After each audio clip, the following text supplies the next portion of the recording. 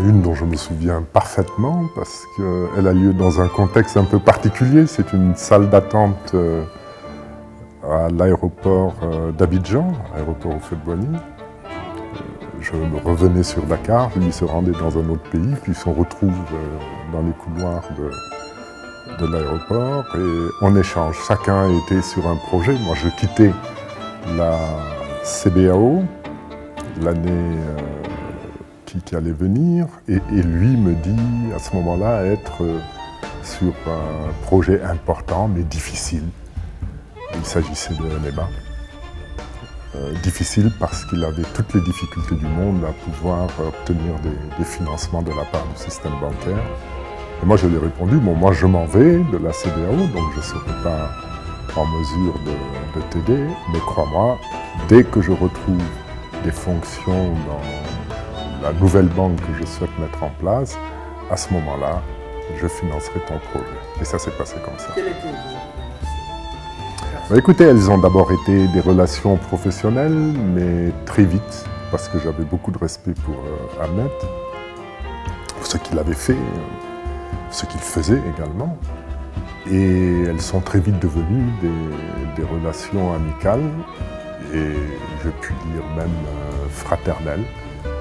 Nos familles se connaissant, se fréquentant. Et je garde de lui un excellent souvenir parce que j'ai traversé une période, j'ai connu une période un peu difficile lorsque j'ai décidé de me mettre en politique, où les faux amis vous ont lâché et où les vrais sont restés et Ahmed Amar était un peu seul. Je retiens de Ahmed d'abord beaucoup de rigueur. Je crois qu'il avait pris ça de sa formation de comptable. Également un grand courage, parce qu'il faut du courage quand on porte une ambition forte. C'est la qualité qui vous fait oser. Et il avait également un sens extraordinaire des affaires. Ça par contre, c'est inné. Et vous savez, il était ouvert. Avec moi, il échangeait sur tous ses projets, tout ce qu'il envisageait. Mais parfois, je me trompais.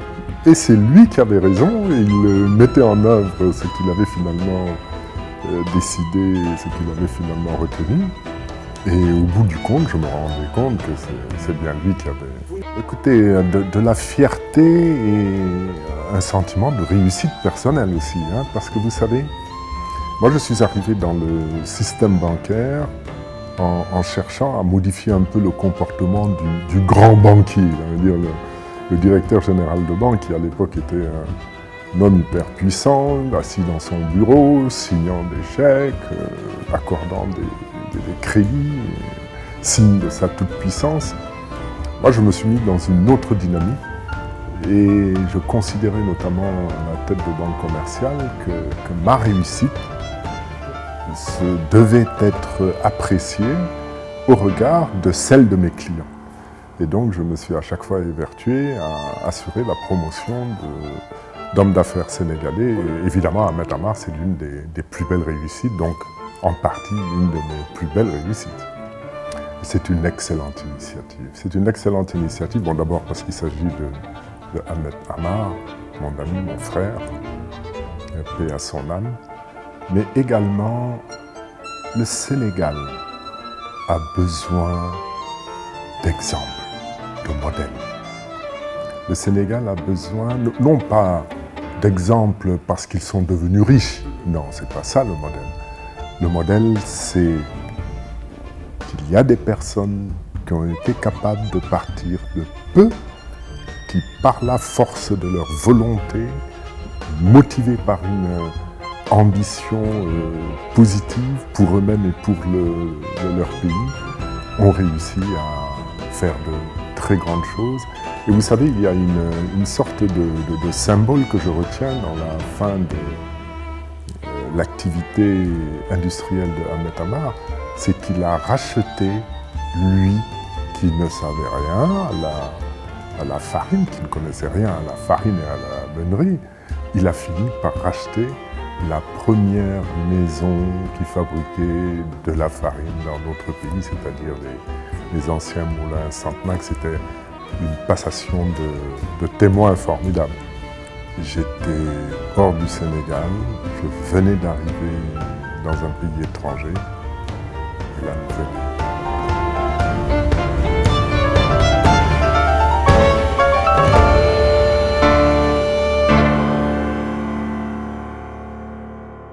Je parlais tout à l'heure des investissements qu'il avait eu à réaliser.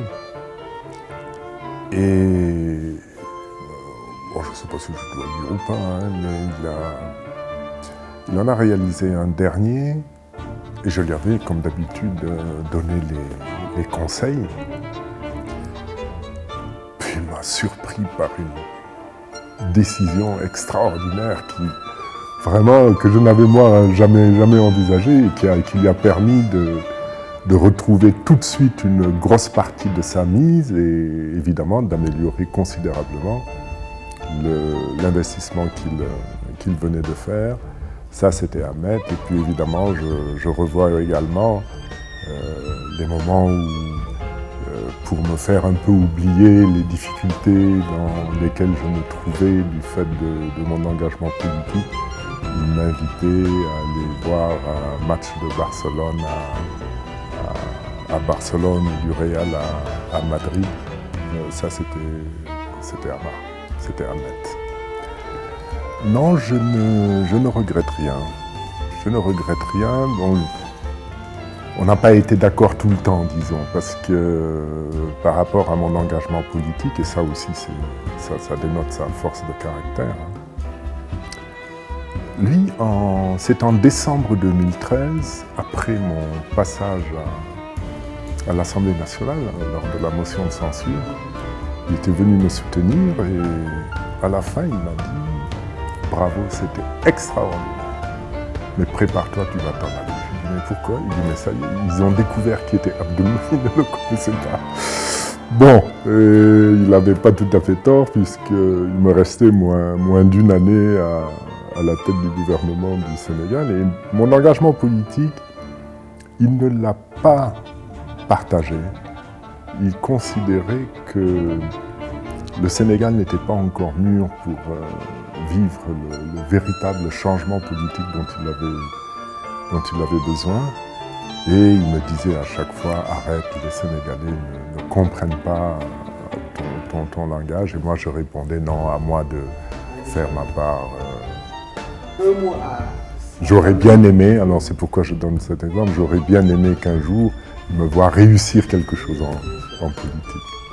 C'est un peu ce que j'ai dit à son fils quand je l'ai reçu.